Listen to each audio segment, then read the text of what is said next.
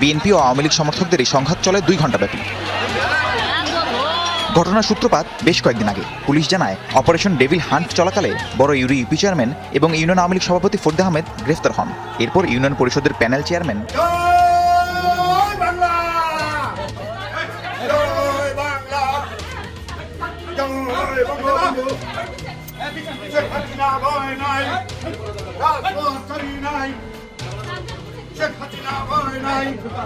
বঙ্গবন্ধুর স্মরণে ভয় করি না মরণে।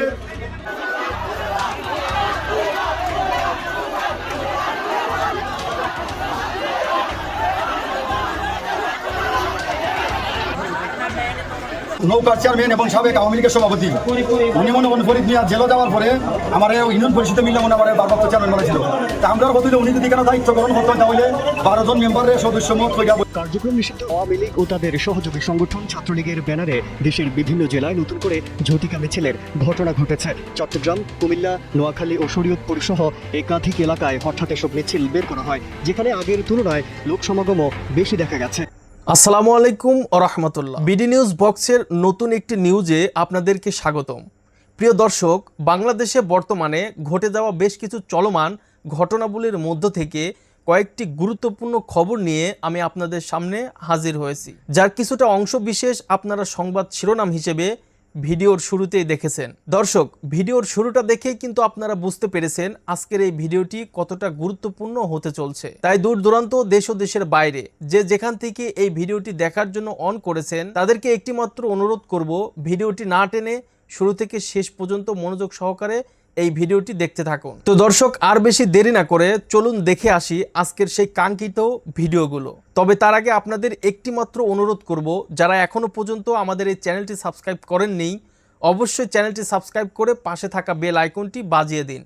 আর যারা অলরেডি ইতিমধ্যে সাবস্ক্রাইব করে রেখেছেন তাদেরকে অসংখ্য ধন্যবাদ এবং আমাদের পক্ষ থেকে অভিনন্দন জানাচ্ছি। তো চলুন দর্শক, ভিডিওতে একটা লাইক দিয়ে ধারাবাহিকভাবে সবগুলো ভিডিওর আলোচনা পর্যায়ক্রমে আমরা এবারে দেখে আসি। হবিগঞ্জের বানিয়াচংয়ে ইউনিয়ন পরিষদের চেয়ারম্যানের দায়িত্ব পালনকে কেন্দ্র করে বিএনপি ও আওয়ামী লীগ সমর্থকদের মধ্যে তুমুল সংঘর্ষের ঘটনা ঘটেছে। কয়েক গ্রামের বাসিন্দাদের 2 ঘণ্টাব্যাপী সংঘর্ষে রণক্ষেত্রের রূপ নেয় গোটা ইউনিয়ন। পুলিশ ঘটনাস্থলে গিয়ে টিয়ারশেল ও সাউন্ড গ্রেনেড দিয়ে পরিস্থিতি নিয়ন্ত্রণের চেষ্টা করে। সংঘাতে 4 পুলিশ সদস্য সহ উভয় পক্ষের অর্ধশতাধিক আহত হয়েছে। দিনের শুরুতেই রণক্ষেত্রে পরিণত হয় হবিগঞ্জের বানিয়াচং ইউনিয়ন। ইউপি চেয়ারম্যানের দায়িত্ব পালন নিয়ে বিএনপি ও আওয়ামী লীগ সমর্থকদের এই সংঘাত চলে 2 ঘণ্টা ব্যাপী। ঘটনার সূত্রপাত বেশ কয়েকদিন আগে। পুলিশ জানায়, অপারেশন ডেভিল হান্ট চলাকালে বড় ইউরি ইউপি চেয়ারম্যান এবং ইউনিয়ন আওয়ামী লীগ সভাপতি ফরিদ আহমেদ গ্রেফতার হন। এরপর ইউনিয়ন পরিষদের প্যানেল চেয়ারম্যান যুবদল নেতা কফিল উদ্দিন ভারপ্রাপ্ত চেয়ারম্যান হিসেবে দায়িত্ব নেন। ফেব্রুয়ারিতে জাতীয় নির্বাচনের পর জামিনে মুক্তি পান ফরিদ। এরপর আবারও চেয়ারম্যানের দায়িত্ব নিতে গেলে তাতে বাধা দেন কফিল। এ নিয়েই 2 পক্ষের মধ্যে শুরু হয় বিরোধ। জুড়ে দখল করতেছে বেটা, দেশে চেয়ারম্যানের পদ আবার ফাইতো বেটায়, ওই কারণে মনে বুঝো আজকে মারামারি হয়েছে। আওয়ামী লীগের সকল নেতা বল দেখলা আর বিএনপি নেতা বল দেখলা এরা খবর পেয়ে পুলিশ ঘটনাস্থলে গিয়ে টিয়ারশেল ও সাউন্ড গ্রেনেড দিয়ে পরিস্থিতি নিয়ন্ত্রণের চেষ্টা করে। রক্তক্ষয়ী সংঘর্ষে 4 পুলিশ সদস্য সহ উভয় পক্ষের অর্ধশতাধিক আহত হন। প্রয়োজনীয় আইনগত ব্যবস্থা যেটা নেওয়া দরকার সেটা নিব। আসামি ধরার জন্য যা করার দরকার আমরা তাই করব। আমি আশা করব ভবিষ্যতে এটা নিয়ে যেন আর কোনো মারামারি এবং বিভেদ সৃষ্টি না হয়। এবার আইনের কাজ আইন করবে। নৌকার চেয়ারম্যান এবং সাবেক আওয়ামী লীগের সভাপতি উনি মনে মনে ফরিদ মিয়া জেলে যাওয়ার পরে আমার ইউনিয়ন পরিষদে মিলে মনে আমার ভারপ্রাপ্ত চেয়ারম্যান বলেছিল। তা আমরা বলতে উনি যদি কেন দায়িত্ব গ্রহণ করতেন তাহলে 12 জন মেম্বারের সদস্য মত হইয়া বইতা। কিন্তু তাই জুড়ে আওয়ামী লীগ সংগঠিত হইয়া তাই কোন এলাকার ভিতরে প্রত্যেক দিনের মিটিং কইয়া আমরা মেম্বার হয়েছে যে ইউনিয়ন পরিষদের আমার মেম্বার কি থাকবে। সকালে সরকারের মানবিক সহায়তা কর্মসূচির আওতায় নগদ অর্থ ও চাল বিতরণ অনুষ্ঠানে মুখোমুখি হন ফরিদ আহমেদ ও কফিল উদ্দিন। প্রথমে তাদের মধ্যে বাকবিতণ্ড হয়। এক পর্যায়ে ফরিদ আহমেদের সমর্থক নোয়াগাঁও কদুপুর গ্রামের বাসিন্দাদের সাথে সংঘর্ষে জড়ায় কফিল উদ্দিনের সমর্থক হলদারপুর গ্রামের বাসিন্দারা। এই ঘটনায় এক পক্ষ আরেক পক্ষকে প্রথমে হামলার জন্য দায়ী করছে। মোহাম্মদ কফিল উদ্দিন সে তার সন্ত্রাস বাহিনী লইয়া আইয়া ওই আক্রমণ হয়ে জ্বালাইছে। আল্লাহ যে বাঁচাইছেন আমার মানুষ, জনগণ খবর ভাইয়া আইয়া আমারে বাঁচাইছে, নাইলে আমি আজকে বাঁচতে পারলাম না। সংঘাতের পর এলাকায় অতিরিক্ত পুলিশ মোতায়েন করা হয়েছে। আহতরা বিভিন্ন হাসপাতালে চিকিৎসাধীন। কার্যক্রম নিষিদ্ধ। আওয়ামী লীগ ও তাদের সহযোগী সংগঠন ছাত্রলীগের ব্যানারে দেশের বিভিন্ন জেলায় নতুন করে ঝটিকা মিছিলের ঘটনা ঘটেছে। চট্টগ্রাম, কুমিল্লা, নোয়াখালী ও শরীয়তপুর সহ একাধিক এলাকায় হঠাৎ এসব মিছিল বের করা হয়, যেখানে আগের তুলনায় লোক সমাগমও বেশি দেখা গেছে। বিশ্লেষকদের মতে নিষেধাজ্ঞা সত্ত্বেও সংগঠনটি মাঠ পর্যায়ে নিজেদের সাংগঠনিক শক্তি ও সক্রিয় উপস্থিতি প্রদর্শনের চেষ্টা করছে। নোয়াখালীতে ছাত্রলীগ ও যুবলীগের মিছিলের পর পাল্টা প্রতিক্রিয়ায় মাঠে নামে ছাত্রদল। এ সময় এলাকায় উত্তেজনা ছড়িয়ে পড়ে। স্থানীয়দের অভিযোগ, পরবর্তীতে মাইকে ঘোষণা দিয়ে বিএনপি নেতাকর্মীদের ওপর হামলার ঘটনাও ঘটে। চট্টগ্রামে গভীর রাত ও ভোরে ছাত্রলীগের ব্যানারে ঝটিকা মিছিল বের করা হয়। একই ধরনের চিত্র দেখা গেছে কুমিল্লা ও নোয়াখালীতে। সেখানে প্রধান সড়ক ও অলিতে গলিতে হঠাৎ মিছিল করে দ্রুত স্থান ত্যাগ করে নেতাকর্মীরা। শরীয়তপুরেও আওয়ামী লীগের ব্যানারে ঝটিকা মিছিলের খবর পাওয়া গেছে। এসব মিছিলে বিভিন্ন স্লোগানের পাশাপাশি দলের শীর্ষ নেতাদের পক্ষে স্লোগানও শোনা যায়। রাজনৈতিক বিশ্লেষকদের মতে নিষেধাজ্ঞা থাকলেও এ ধরনের ঝটিকা মিছিলের সংখ্যা ও উপস্থিতি বৃদ্ধি পাওয়ার মাধ্যমে সংগঠনটি রাজনৈতিকভাবে নিজেদের সক্রিয়তার বার্তা দিতে চাইছে। এদিকে আইন শৃঙ্খলা পরিস্থিতি নিয়ন্ত্রণে রাখতে দেশের বিভিন্ন এলাকায় কঠোর অবস্থানে রয়েছে পুলিশ। ছদ্মবেশে বা ঝটিকা মিছিলে জড়িতদের শনাক্ত করে গ্রেপ্তার অভিযান চলছে বলে জানিয়েছে প্রশাসন।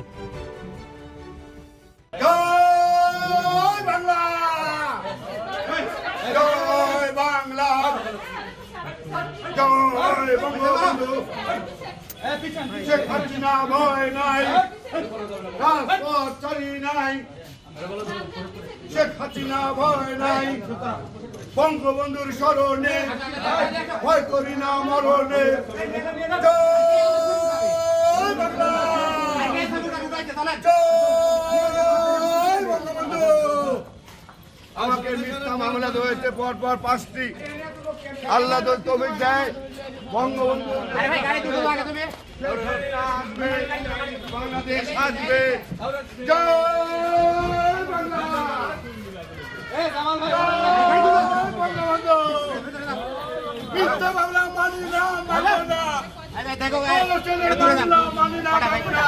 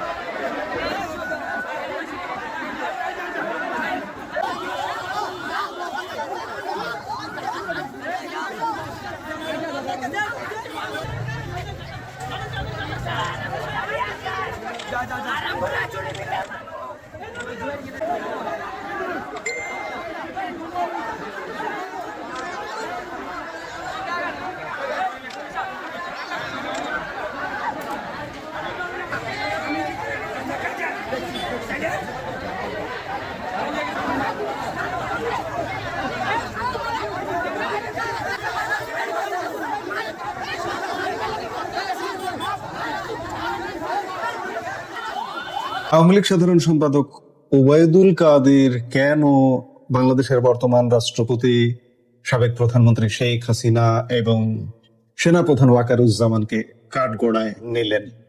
গতকালকের ঘটনা, গতকাল একটি নজিরবিহীন ঘটনা ঘটে গেছে।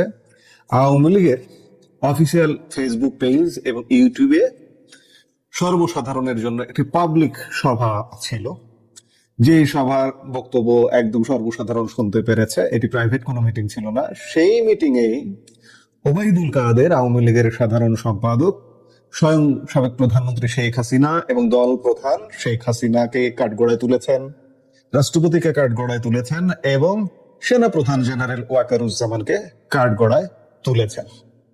বলতে পারেন যে বাংলাদেশ রাজনীতিতে এই মুহূর্তে সবচেয়ে বড় এবং নজিরবিহীন চাঞ্চল্যকর খবরটা নিয়ে আপনাদের সামনে হাজির হয়েছে। আওয়ামী লীগের অন্দরে কি তবে ফাটল ধরলো যে শেখ হাসিনার সিদ্ধান্তের ওপর এতদিন দলের কেউ টু শব্দটি করার সাহস পাননি, তারই মুখের ওপর দলের প্রকাশ্য ভার্চুয়াল সভায় দাঁড়িয়ে তার রাজনৈতিক দূরদর্শিতা নিয়ে চরম প্রশ্ন তুলে দিলেন খোদ দলের সাধারণ সম্পাদক ওবায়দুল কাদের। তাও আবার 7 জুনের মতো একটি ঐতিহাসিক দিন। গতকাল ছিল 6 দফা দিবস, বাঙালির মুক্তির সবচেয়ে বড় একটা প্রথম যে ফুট স্টেপ সেটি ছিল এই 6 দফা বাংলাদেশের স্বাধীনতার স্বাধিকারের। আর সেই দিনটি উদযাপন করেছে আওয়ামী লীগ ভার্চুয়ালি। সেই অনুষ্ঠানে ওবায়দুল কাদের এই ব্যক্তিদেরকে কাঠগড়ায় তুলেছেন। হ্যাঁ, আপনারা ঠিকই শুনেছেন, রাষ্ট্রপতি মোহাম্মদ শাহাবুদ্দিন এবং সেনা প্রধান পদে জেনারেল ওয়াকারুজ্জামানকে বেছে নেওয়া শেখ হাসিনার এক বিরাট ভুল সিদ্ধান্ত ছিল। এমনটাই নেত্রীর মুখের উপর সরাসরি বলে দিয়েছেন আওয়ামী লীগের সাধারণ সম্পাদক ওবায়দুল কাদের, যেখানে এই ভাষণ দলের ফেসবুক পেজ সহ সব সামাজিক মাধ্যমে লাইভ সম্প্রচার হচ্ছিল।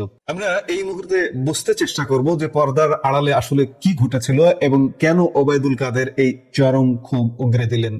ঘটনার সূত্রপাত গতকাল 7 জুন। আপনারা জানেন, তৎকালীন পূর্ব পাকিস্তান তথা আজকের বাংলাদেশের রাজনৈতিক ইতিহাসে 7 জুন একটি অত্যন্ত গুরুত্বপূর্ণ দিন।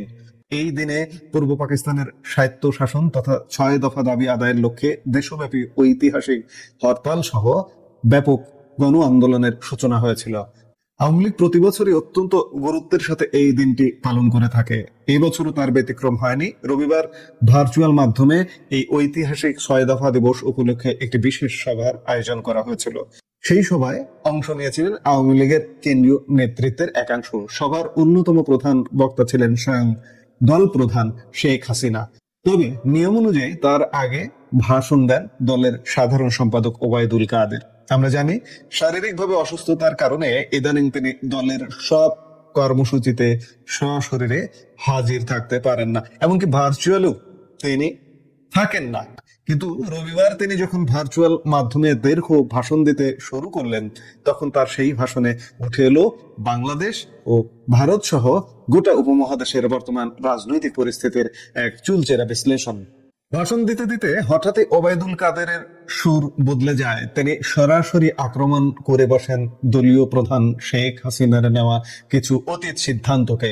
শেখ হাসিনার দিকে ইঙ্গিত করে ওবায়দুল কাদের ঠিক কি বলেছিলেন, তার সেই বিস্ফোরক বক্তব্যটি হুবহু শুনুন। কাদের বলেন, আপনি আমাদের নেত্রী, আপনি রাষ্ট্রনায়ক, বাংলাদেশের মানুষ আপনার মুখ চেয়ে বাঁচেন, আপনাকে উপদেশ বা পরামর্শ